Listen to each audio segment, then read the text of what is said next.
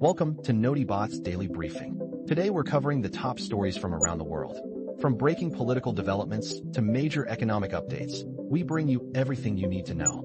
Make sure to like, subscribe, and hit the notification bell to stay informed. Let's get started. Breaking. U.S. President Donald Trump is fuming over Iran's latest peace proposal, which he says falls short of addressing key issues in the escalating Middle East conflict. U.S. officials reveal that Trump is unhappy with the Iranian proposal to set aside discussion of Iran's nuclear program until the war against Israel is ended and disputes over shipping from the Gulf are resolved. Washington and Tehran remain locked in a standoff over the critical Strait of Hormuz, through which a fifth of the world's traded oil and gas passes. Moving on to our next story. Putin pledges loyalty. Russian President Vladimir Putin reaffirmed Moscow's strategic relations with Iran during a meeting with Foreign Minister Abbas Araghchi, as tensions between Russia and NATO escalate. Russia is seeking to maintain its influence in the region, while Tehran's war with the U.S. and Israel has sparked international concern. Putin vowed to deepen ties with Iran, raising questions about Russia's intentions in the face of growing Western pressure. In other news, delayed nuclear talks. Iranian Foreign Minister Abbas Araghchi was just spotted leaving Moscow after meeting with Vladimir Putin, amid reports that Tehran is pushing for a ceasefire. The latest development comes as tensions between Iran and the U.S. continue to simmer.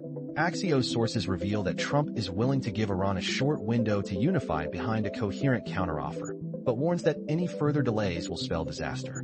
Meanwhile, Israel deploys Iron Dome in UAE. The tiny Gulf state has become the latest front in the escalating Middle East conflict, as Israeli soldiers and defense systems prepare for potential Iranian attacks. UAE President Mohammed bin Zayed Al Nahyan is working closely with Prime Minister Benjamin Netanyahu to bolster military defenses. Axios reports that dozens of Israeli soldiers are operating the Iron Dome system in the UAE, highlighting deepening ties between the two countries.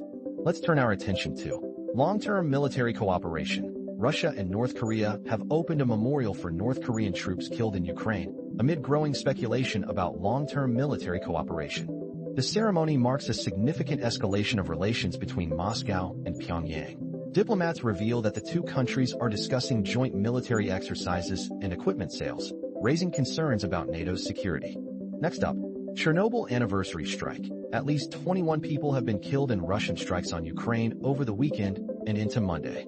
The devastating strike has sparked renewed warnings about nuclear risks at Chernobyl. Zelensky and IAEA officials are urging calm, but tensions remain high as Russia's military advances continue. Shifting gears. Chernobyl anniversary strike. At least 16 people have been killed in strikes across Ukraine and Russia on the anniversary of the Chernobyl disaster. The latest strike has raised concerns about renewed nuclear risks at the devastated plant. Authorities are urging restraint, but tensions remain high as Moscow's military operations continue. And now, Trump gives Iran days to unify. President Trump is giving Iran's warring factions a short window to unify behind a coherent counteroffer, or risk facing another failed ceasefire. Sources reveal that Trump is willing to give Iran 3 to 5 days of ceasefire, but warns that any further delays will spell disaster.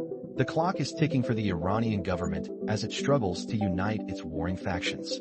That wraps up today's daily briefing. If you found this video informative, please give it a thumbs up and share it with friends who need to stay informed.